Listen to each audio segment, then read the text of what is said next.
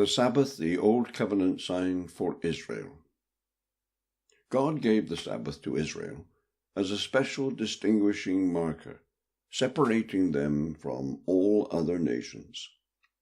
This principle encapsulates most, if not all, of the scriptural teaching which shows us that the Sabbath stood or fell with Israel's role in the Old Covenant, which covenant was rendered obsolete in and through the finished work of Christ.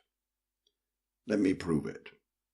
We know that Israel, and Israel alone, out of all the nations, was privileged to be given God's law through Moses on Sinai. We have an abundance of scriptures which put it beyond doubt. Deuteronomy 4-6, Psalm 147, Romans 3, Romans 9, and so on. In this, Israel was unique among the nations. God has revealed his word to Jacob, his laws and decrees to Israel. He has done this for no other nation. They do not know his laws. Psalm 147. What advantage, then, is there in being a Jew, or what value is there in circumcision? Much in every way. First of all, they have been entrusted with the very words of God. Romans 3. Consider the people of Israel. Theirs is the adoption as sons. Theirs the divine glory, the covenants, the receiving of the law, the temple worship, and the promises. Theirs are the patriarchs, and from them is traced the human ancestry of Christ, who is God over all, forever praised. Amen. Romans 9. Comment is surely superfluous. Israel was given the law. Israel alone, of all the nations, was given the law. The law was given to Israel, and for no others. And the Sabbath was at the heart of that law. This, at a stroke, destroys universal Sabbatarianism. Indeed, it should put an end to all attempts to bring believers, most of whom are Gentiles, in these days of the New Covenant under a law which God designed to be exclusively for Israel in the days of the Old Covenant, and which was fulfilled and rendered obsolete by Christ. Now let me come to the particular. The Sabbath was God's special sign for Israel, and only Israel.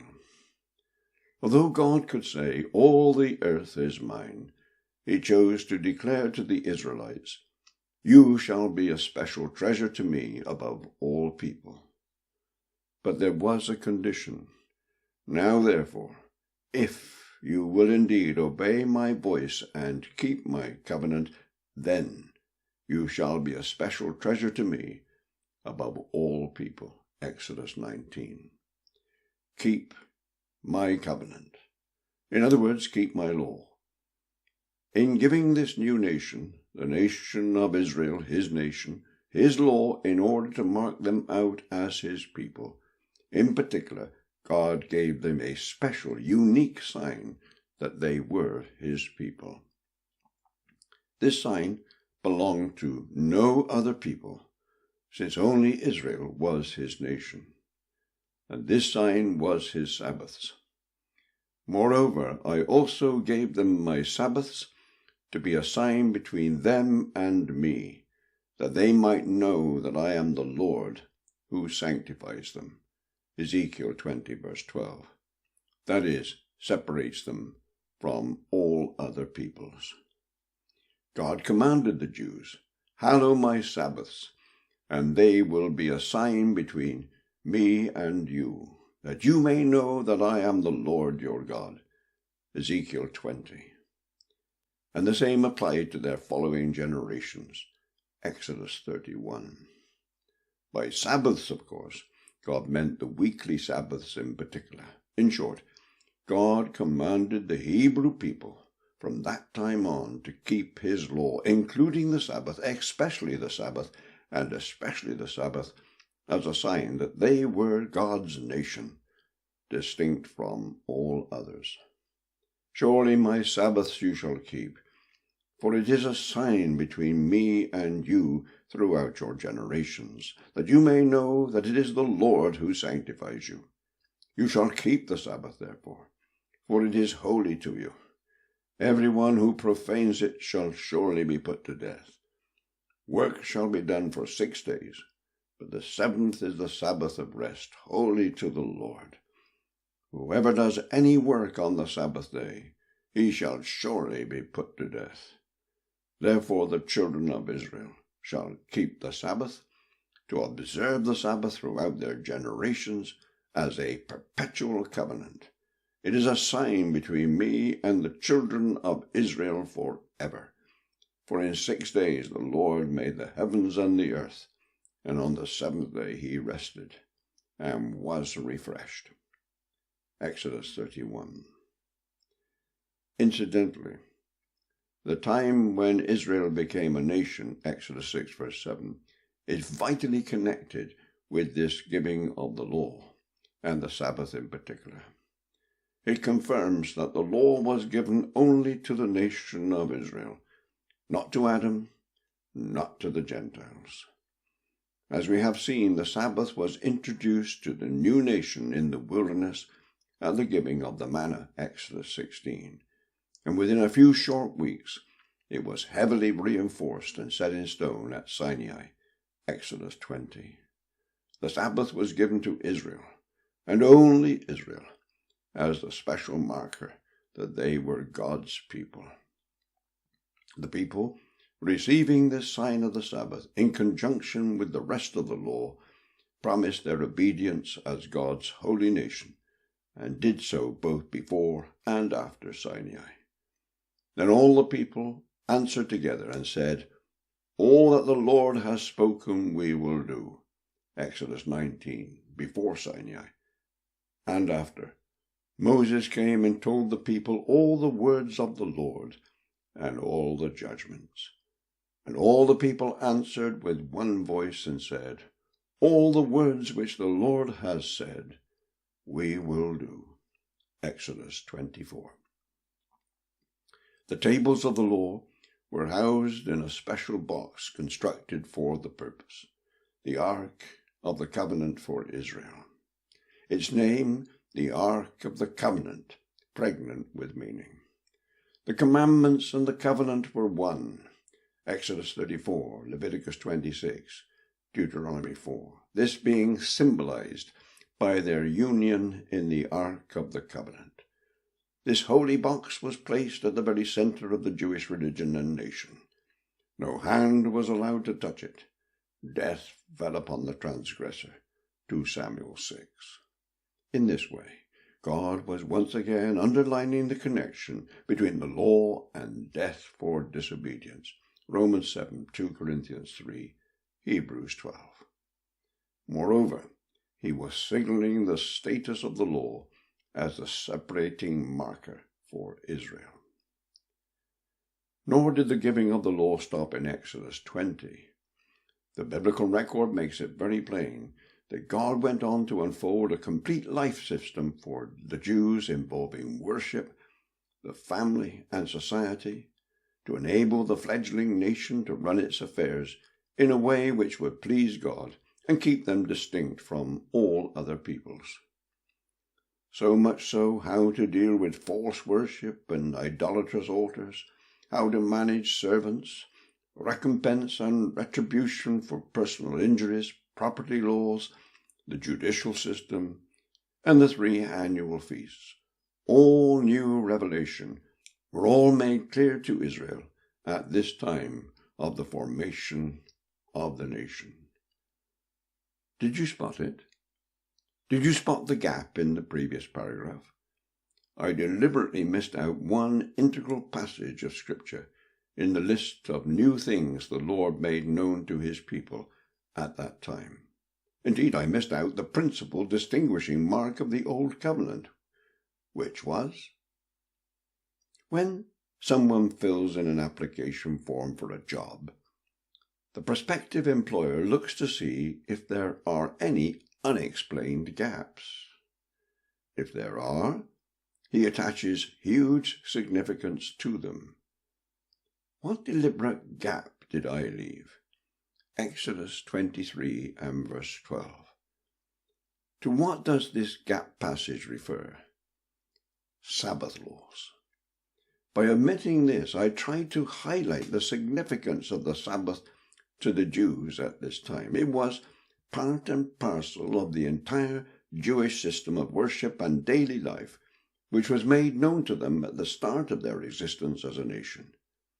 It was the main marker to separate Israel from all other nations on earth.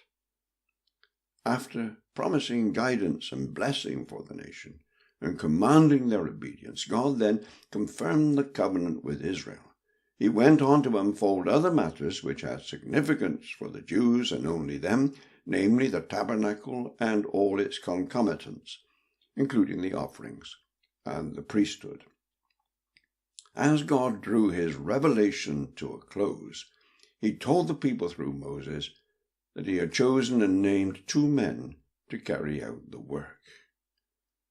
But there was one last piece of revelation needed to confirm the covenant in all its unique fullness for Israel. And what was that? It was the Sabbath.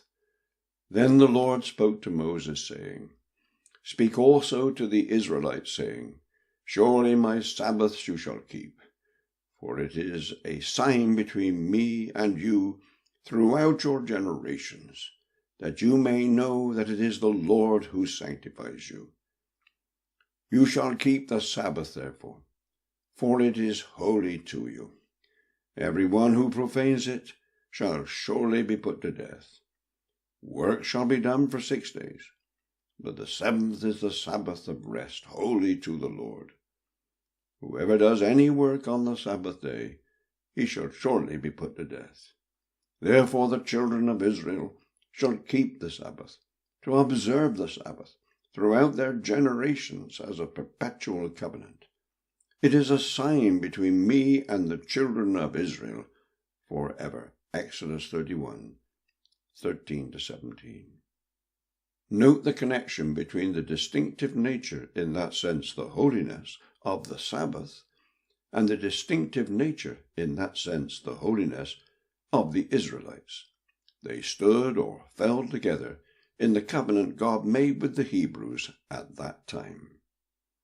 And after Israel's rebellion with the golden calf, after which God mercifully reissued the covenant on Sinai, he repeated the process, giving Moses 2 new tablets of stone. In so doing, he restated his instructions pertaining to the covenant he was making with Israel, including warnings against idol worship, instructions concerning the keeping of the feasts, the redemption of the firstborn, the Sabbath, and so on. Exodus 34. As God said, write these words, for according to the tenor of these words, I have made a covenant with you and with Israel. As Moses was addressing God just prior to this second visit to Sinai, he could rightly say of Israel, This nation is your people. And upon Moses' return to the people, he went over the same ground as before. Then Moses gathered all the congregation of the children of Israel together, and said to them, These are the words which the Lord has commanded you to do. Where did Moses begin? What was the first thing he put before the people? This: work shall be done for 6 days, but the 7th day shall be a holy day for you, a Sabbath of rest to the Lord. Whoever does any work on it shall be put to death. You shall kindle no fire throughout your habitations on the Sabbath day. In other words, he began with the Sabbath. Then followed instructions, as before, concerning the tabernacle, the man who would oversee the work, the priesthood, and all the rest of it, all of which the Israelites carried out. But I ask the question again. Where did God and Moses begin when restating God's covenant with Israel? With the Sabbath. All this would seem to be clarity itself. It would appear to settle the issue once and for all. The Sabbath was given to the Jews. It was a Jewish day. The distinction in that sense, the holiness, the separation of the day and the people stood or fell together. The Sabbath was a mark, a unique sign of God's covenant with them, and only with them. God did not give the Sabbath to Adam. He did not give it to the Egyptians. He did not give it to the Edomites, Moabites, Ammonites. He gave it to the Hebrews. Indeed, as the Bible makes as clear as noonday, it is even more far-reaching than this. The Gentiles did not have the law, and therefore the Gentiles could not have had the Sabbath. God has never said, I give my Sabbath to the nations. I give my Sabbath to the UK, America, Australia, and so on. Any such suggestion utterly ruins the revealed concept of the Sabbath as the special distinguishing marker for Israel, and for Israel only.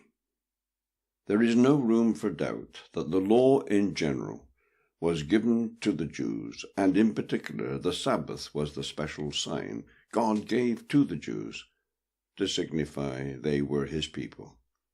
Exodus 31, 12-17, Ezekiel 20, 10-12, and verse 20. This is confirmed by the very terms of the fourth commandment. God pointed out to the Jews that it applied to your stranger who is within your gates. The fact that this needed to be stated proves that the commandment was not of universal application. It did not, after all, apply to the stranger who was not living among the Jews. Now, the very essence of a sign is this: it is special. The Sabbath must have been special to the nation of the Jews. It must have been. Otherwise, the whole point of the Sabbath as a sign would have been lost. If everybody had the day, if it was a creation ordinance applying to all men as men, inevitably it could not have been distinctive to the Jews, and consequently no sign at all. At a stroke, those passages which speak of the day as a unique sign for the Jews as a nation would thus be rendered void of meaning, and worse. What appalling construction might be placed on calling a day special to Israel when it was nothing of the sort? The very suggestion is blasphemous. What is more, as I have explained, the Sabbath lasted as long as the Old Covenant, and no longer. That is, as long as the sacrifices, the priesthood, and all the rest. All are fulfilled and abolished in Christ, rendered obsolete by him. A multitude of scriptures. To sacrifice now is to insult the blood of Christ. To keep the Sabbath is to insult the rest he brought. In both cases, it would be clinging to shadows when the reality is at hand. By applying the Sabbath to non-Jews, Sabbatarians drive a coach and horses through this vital biblical principle, namely, that the Sabbath was a sign for the Jews as long as the Old Covenant was in force, and this necessarily means that it was uniquely a day for the Jews. By taking the Sabbatarian line, Sabbatarians effectively empty the day of its important biblical significance for the nation of Israel. Will they do the same for the other signs? I refer to Genesis 17:11 with Romans 4:11 and Exodus 13:8-16. Let me explain. Abraham received the sign of circumcision as a sign of God's covenant with him. That is, he was given a special indicator, a special marker unique to him and his descendants. It was a sign for them and for them alone. If circumcision had been given to the entire human race, its uniqueness would obviously have been lost. Its value as a sign would have been destroyed. The idea that circumcision could be a sign for Abraham and his descendants and yet be given to all mankind is simply ludicrous. Then again, at the very time of leaving Egypt, the Jews were given the Feast of Unleavened Bread, which they had to observe when they were settled in their land. This served as a sign. And you shall tell your son in that day, saying, This is done because of what the Lord did for me when I came up out of Egypt. It shall be a sign, and as a memorial between your eyes, that the Lord's law may be in your mouth, for with a strong hand the Lord has brought you out of Egypt. Exodus 13, 8-9. The Feast of Unleavened Bread was for the Jews, and only for the Jews. More, it was a sign for them, and for them alone. If all nations had been required to keep the feast, its very essence as a sign would have vanished. When God gave the Jews the Passover, he expressly forbade any foreigner to eat it. Exodus 12, 43-49. Then again, upon reaching Canaan, the Jews had to redeem their firstborn. By way of explanation, the father had to tell his son, By strength of hand the Lord brought us out of Egypt, out of the house of bondage. And it came to pass, when Pharaoh was stubborn about letting us go, that the Lord killed all the firstborn in the land of Egypt, both the firstborn of man and animal. Therefore I sacrifice to the Lord all males that open the womb, but all the firstborn of my sons I redeem. As God said, It shall be a sign on your hand, and as frontlets between your eyes, for by strength of hand the Lord brought us out of Egypt. Exodus 13, 11-16. Once again, only the Jews were required to keep this service of redemption. It was a sign for them and them alone. The same goes for the Sabbath. It was a sign for the Jews, and it was therefore given specially and only to them. It has never belonged as a day of observance to any others. All these Old Covenant signs were given to the Israelites within 3 months of their leaving Egypt. Exodus 19:1. God instituted many new things for them at that time, all strange and unfamiliar to them. So much so they needed repeated instruction as to how they should behave. They simply did not know. It was all so new. God gave them a new calendar. He gave them feasts which they had never known before. He gave them a method of redemption, something not known before. He gave them manna, something completely unknown on earth before. He gave them a new judicial system. He gave them his law, which involved a vast array of new things, a stated place to sacrifice, a stated organized way of sacrifice, a stated priesthood, the tabernacle, the Levitical system, and so on, all utterly unknown before.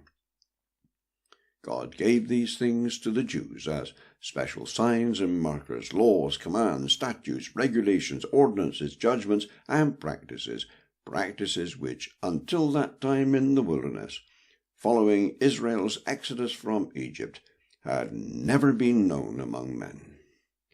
Are we really to believe that one and only one of these special markers, the Sabbath, the one great special sign for Israel, the one commandment especially picked out by God as a sign for them, had been known to all men for centuries? Are we really asked to believe that the Sabbath, the revelation of which comes slap bang in the middle of all the other new things revealed to the Jews, was not new? That it had been given to Adam, and thus to all men, thousands of years before?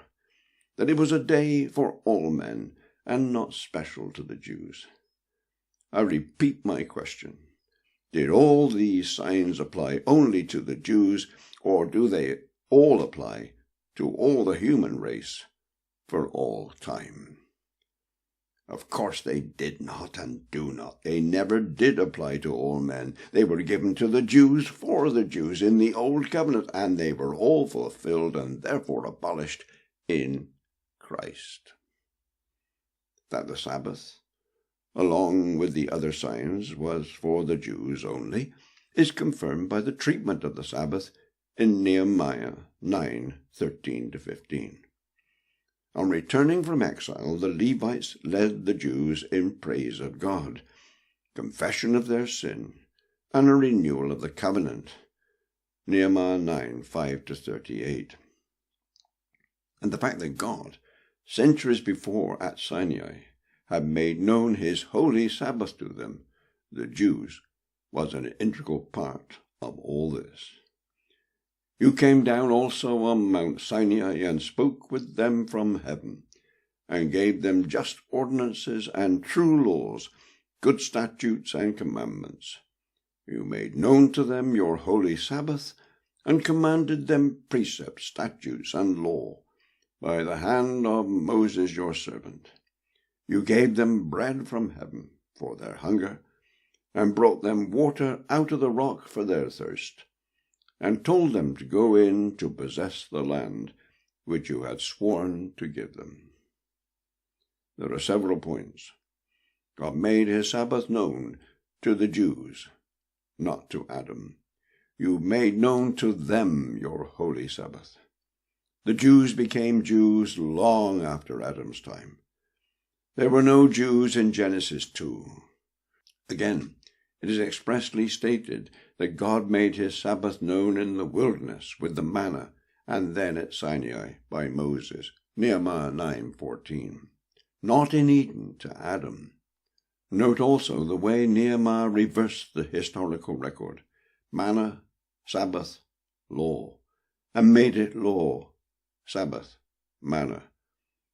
Above all, notice how Nehemiah sandwiched the making known of the Sabbath between the revelation of the law on Sinai, Nehemiah 9:13, and the giving of the manna, Nehemiah 9:15. In short, God made known his holy Sabbath to the Jews when he commanded them through Moses in the wilderness, Nehemiah 9:14, not when he himself rested at creation. Above all, God made known his Sabbath at that time. He did not remind the Jews of a day which they had forgotten. This passage is utterly invincible. It stands out a mile. Nehemiah 9:14 is conclusive.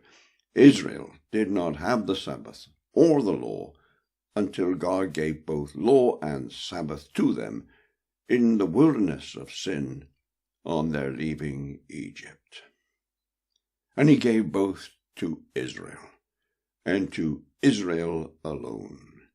And when he gave the law at Sinai, so soon after giving them the Sabbath in the desert, no wonder he told them to remember it. That is, to keep it, to observe it. It was the special marker, the special distinguishing sign for Israel in the Old Covenant, separating her from all other nations, and marking her as no other nation was ever to be marked. And it all fell. All was set aside. All was rendered obsolete. All became defunct, many scriptures, with the finished work of Christ.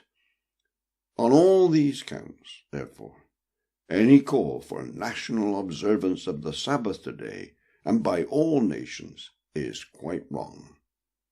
One last time, the Sabbath was the special marker, the distinguishing sign of the Old Covenant, and it applied to Israel, and to Israel only.